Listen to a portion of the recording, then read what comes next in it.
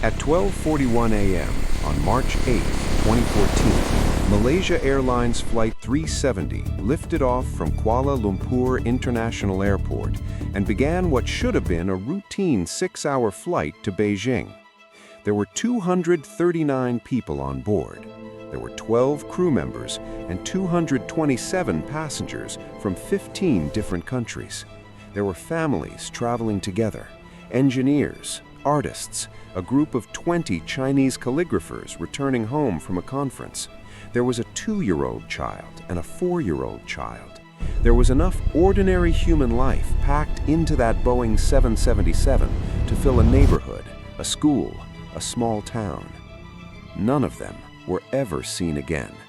Not a single body, not a piece of luggage, not a passport or a photograph or a shoe.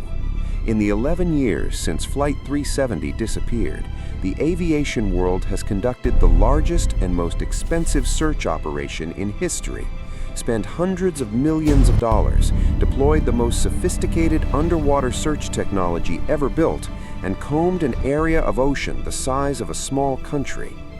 They have found pieces, a handful of fragments, washed ashore on distant beaches, identified through painstaking forensic analysis as belonging to the aircraft. But the plane itself, the flight recorders, the answers, remain somewhere on the floor of the southern Indian Ocean, in water so deep and so remote that finding them is less like looking for a needle in a haystack and more like looking for a specific grain of sand on a beach you've never visited, in the dark, from a mile away. This is the story of what we know, what we don't know, and the terrifying gap between the two. The flight crew that night was experienced. Captain Zahiri Ahmad Shah was 53 years old, a 23-year veteran of Malaysia Airlines with over 18,000 flight hours logged. His first officer, Fariq Abdul Hamid, was 27, relatively new to the Boeing 777, but trained, certified, and by all accounts competent. The plane itself was in good mechanical condition. The weather along the planned route was clear. There was nothing in the pre-flight checks, nothing in the maintenance records, nothing in the crew's professional histories that suggested this flight would be anything other than what it was scheduled to be, a Tuesday morning red-eye, unremarkable in every particular. At 1:01 a.m., the plane reached cruising altitude of 35,000 feet over the South China Sea. At 1:07 a.m., the Aircraft Communications Addressing and Reporting System, ACARS, a digital messaging system that transmits technical data from the aircraft to ground stations, sent its last scheduled transmission. Everything was normal. The aircraft was performing exactly as expected. There was nothing in those data packets that suggested anything was wrong.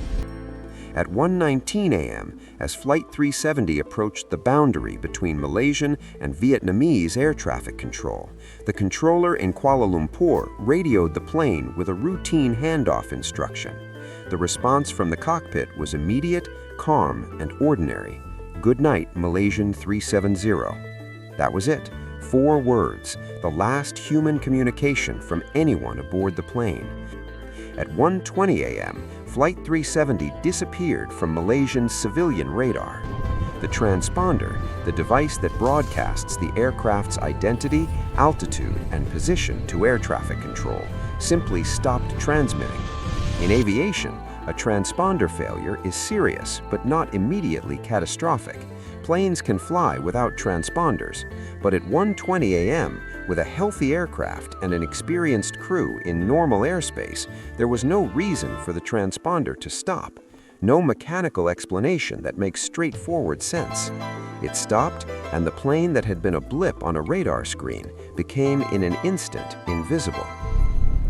What happened next is the part of this story that investigators have spent 11 years trying to explain.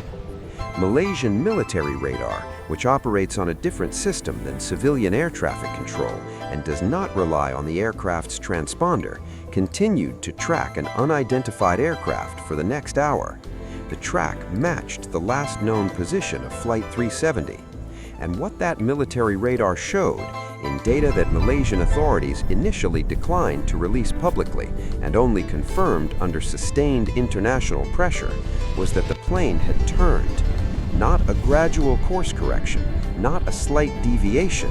The aircraft executed a sweeping left turn, reversing course entirely, and flew back across Malaysia's peninsula toward the Strait of Malacca.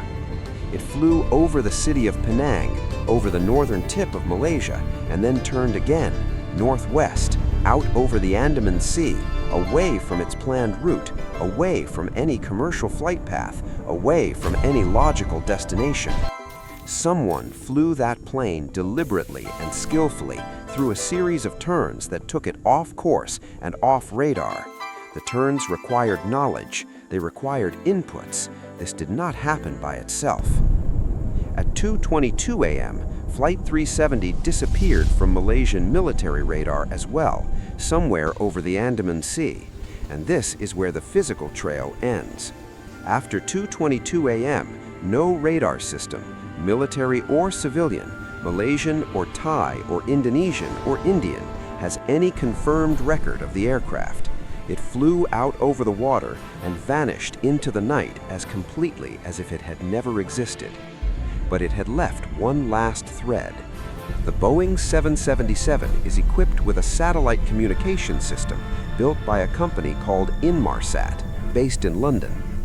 Even after the transponder went dark, even after ACARS stopped transmitting, even after the plane disappeared from every radar screen in the region, the Inmarsat system continued to exchange automated electronic handshakes with a satellite, brief, hourly pings that contained no navigational data, no position information, just the electronic equivalent of a heartbeat. The system saying, "I am still here, I am still on." Inmarsat engineers, working in the days after the disappearance, realized that those pings contained something useful. The Doppler effect, the same physical principle that changes the pitch of a passing siren, subtly altered the frequency of each ping in ways that depended on the aircraft's speed and direction relative to the satellite.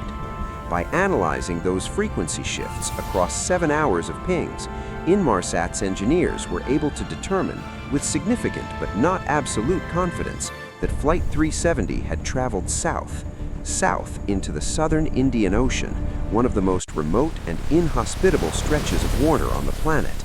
The last ping at 8:19 a.m. came from somewhere along an arc in the southern Indian Ocean, roughly 1,500 miles west of the Australian coast. At 8:19 a.m., the heartbeat stopped. The search that followed was unprecedented in scale and in futility. Australia took operational lead of the underwater search, coordinating with Malaysia and China. Ships were deployed, submarines were deployed, autonomous underwater vehicles equipped with sonar swept the ocean floor at depths of up to 4 miles in conditions that engineers described as some of the most challenging ever attempted in underwater search history. The ocean floor in that region is not flat.